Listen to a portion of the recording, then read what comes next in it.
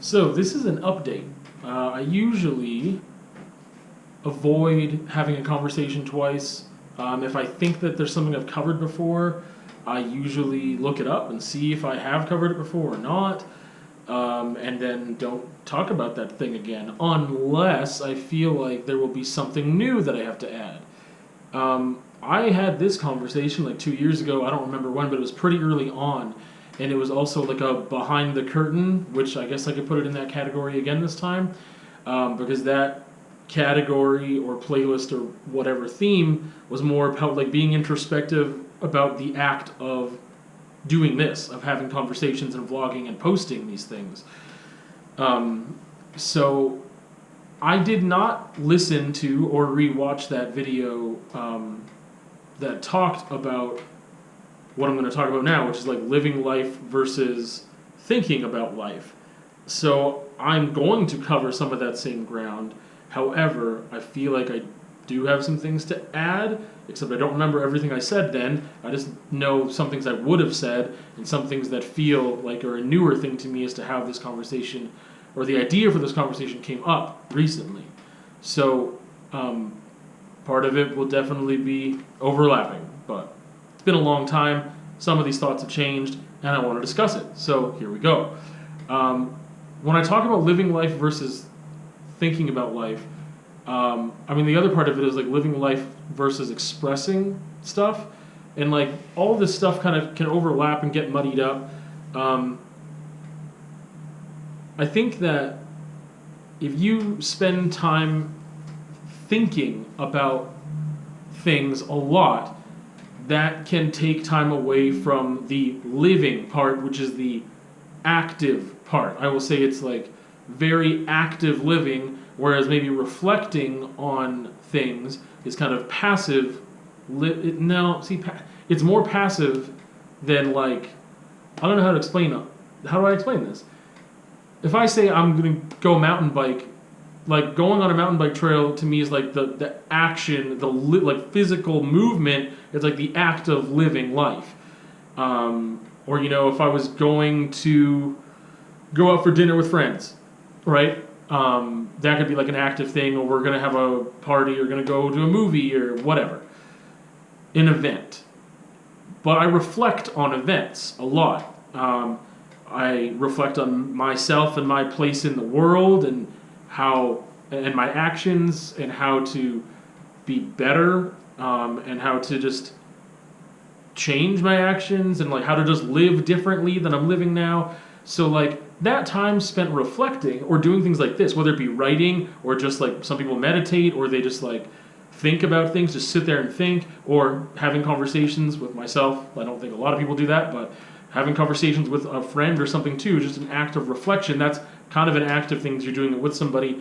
But the act of reflecting, I mean, takes time away from the act of acting, I guess. The act of living, going out and living your life and doing things and having events and like whatever. So part of living life, I mean, usually involves work and whatever else too.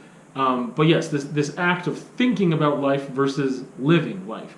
And that balance. And like part of it is like this artist thing with me of like, I mean, there's a lot of people that reflect on their life very deeply that wouldn't call themselves artists. But I mean, they're deep thinkers and they're reflective and they want to be better people. And there's a lot of different reasons to reflect. Some of it comes very naturally to me because I overanalyze things a lot, and that's an anxiety thing. But part of people are just like, they're like philosophers, or they're just like, they're writers, or they just like journal writing, or they just want to grow and be better people, or whatever. There's numerous reasons why people reflect. And maybe, then there's other questions too, like how consciously are you reflecting on your life? Like, is it like this very conscious act, or is it more subconscious? And I think there's some people who we could categorize as like deep thinking, reflective people, and some people are not. And not to put people into categories to say one's better than the other or whatever, but I mean, putting things and people and places and events and whatever into categories helps, you know, compartmentalize things sometimes to make sense of the world. But also when you do that, you might realize that it's really difficult to put people and things and whatever into certain categories, into a certain box, and that helps you understand the world because you realize like the lines aren't very definite and they're very blurred and they overlap and whatever else. But just the act of trying to do it might help you realize that you can't do it necessarily, which is a good thing, right? You come to these realizations, you learn something. So, what I'm trying to get at, we can say there's reflective people and there's people that maybe aren't so reflective. Maybe the people that aren't so reflective, maybe they're more active and they don't spend a lot of time to think about things. So part of my artistic practice, what I call my artistic practice, isn't just the act of creating. It is also everything that goes in behind the scenes to get to the point where I have something to create. It's a reflective practice. Reading, writing, taking in media, like movies, whatever, having conversations with people. Like, my artistic practice is just kind of like living, but it's also really needs to be reflective. Like, just like the way that I live just isn't really going out of my way to have an artistic practice. Like, what's going out of my way of living is kind of like the act of making art. Physical manifestations or evidence of those reflections and my learnings and whatever. My expression is what is the reflective, the expression is like evidence of the reflective practice. And the reflective practice is just automatic with me for the most part. Taking in things and then expressing them, depending on how I express it, is again, it's natural to me, but it's like more of an event, more of the action. So, I was questioning the other day, like, would I be, it's kind of like ignorance is bliss. Like, would I be happier as a person? Like, where's the balance for me? Living life versus thinking about life. Part of this was thinking, like, I was thinking about the fact that, like, hey, I'm not as physically fit as I want to be. I'm more physically fit than I look, but, like, my diet sucks. I haven't changed my diet. I have a problem with discipline and, like, how often I'm going to do certain things. And, like, you know, if I could ride my mountain bike every day, like, if I, one, the weather cooperated, and two, if I didn't have other obligations and I made that a priority, like, you know, there's things that I'm like, man, I would just love to do that every day. But there's things that, like, okay, let's say the weather doesn't cooperate, I could work out from home, and that would be beneficial for me. But that's a discipline thing, and I have difficulty there. And I was thinking the other day, like, I also prefer to spend my time more in here and here than I do, like, using my physical body. And so that's thunders. That's not good. Anyway, sorry about that. It's thundering outside. I don't like storms. Anyway, so I was just thinking that, like, you know, but how much happier could I be? Like, and how happy are, like, what is that balance? Am I living the balance right now that I want? Or am I being too in my head? Am I too reflective? Am I just, like, spending too much time, like, thinking about life rather than living life? But for some people, that is just how they, like, I guess I'm processing life. But how many people, like, spend time processing life? And so, I mean, like, I think that some people would be, like, again, with the ignorance is bliss thing, that's not like an insult, but it's something I want to have a conversation about that I haven't yet, so maybe this is a good segue into that, and maybe that'll be next week.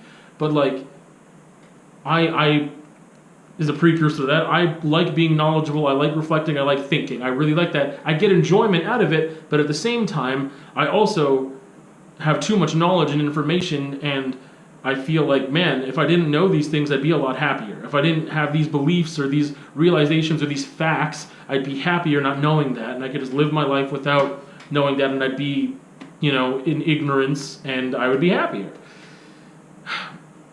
But I also think that, like, but I like truth, and I like knowing, and whatever, and that's maybe a detriment sometimes, but other times, I don't know. Anyway, so I question my values. I think about these things. So, back to what we're actually talking about. Would I be happier if I just didn't reflect on things so much, if I just let everything go so much easier? And part of this is like a healthy letting go that I want to get to, more of like a Buddhist type thing of like, that action's done, you just let it go and you move on. There's a balance with that too, because I think some people do that in a really unhealthy way, where they don't reflect on their practices, therefore they don't change their practices, and they don't grow as people, because like, oh, whatever, it's done now, I'm just moving on. Like, like you don't really care about being a better person, and I really value growth and trying to learn and do better.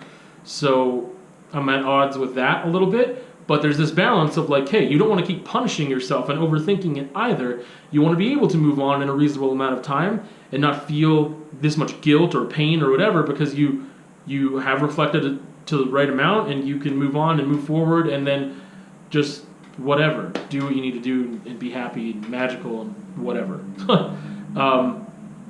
So again, this concept of like living life versus thinking about life.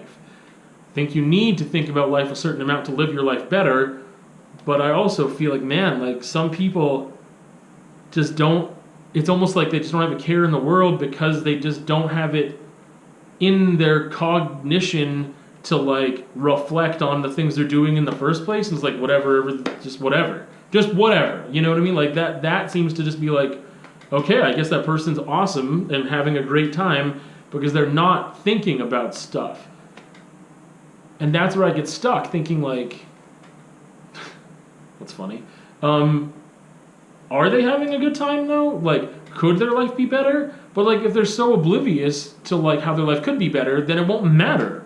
Like, it's like the perception is reality, right? If a tree falls in the forest and there's no one there to hear it, it doesn't happen. Like, so if someone can't even grasp how things could be different, then it doesn't matter that they could be different, because in their world, that's just all there is, and there's nothing else that there could be. So what's happening is the only thing that could happen, which is also the best thing that could happen. Therefore, it's just, there's nothing, there's no grass is greener, there's no other side of the fence. Like, it's just, that's my life, and I'm living it, and that's it. Obviously, that could go more than one way, but I mean, like, it could be like, yeah, and therefore everything sucks, but most likely the way we're talking about it with ignorance is bliss is like everything's great and happy and wonderful and magical and amazing and beautiful and fantastic. How many other words can I throw in there? So I've just been thinking about this balance of like, I'm not happy in my physical beingness and my whatever. That takes away some of my happiness. But if I were to spend way more time and effort to be maybe, I guess, physically healthier, how much time and effort would I be, or like how much of that takes up what I want in order to be more emotionally and mentally stimulated and healthy and happy? But this thing will make me happy, so it's like this weird balance. And that's what I've been thinking about. And like there's some things that like, I don't want to blame certain things, right? Like there's parts of my biology that might make it harder for me than other people to be at a certain level of fitness or health. Finances are also a thing too. Like I find like there's ways to eat healthier than I'm eating on the same budget. 100%, absolutely. And there's a time commitment with that too, though. Like how much time do I want to spend cooking? And again, it all comes back to priorities. So like you look at me and you can tell obviously being physically fit and physically healthy are not part of my priorities. But I have this huge thing about mortality and wanting to live as long as possible, yet I'm not doing that because my physical body needs to be maintained at a higher quality in order to ensure I'm doing what I can on my part to live longer at a better quality of life and quantity of life. But I'm not doing that. So like, because part of my quality of life is spending time doing other things that don't involve my physical fitness and health. I could make more changes. Like this is also just like a weird aside. I can make other changes, but that takes some mental energy from me that that I don't want to spend.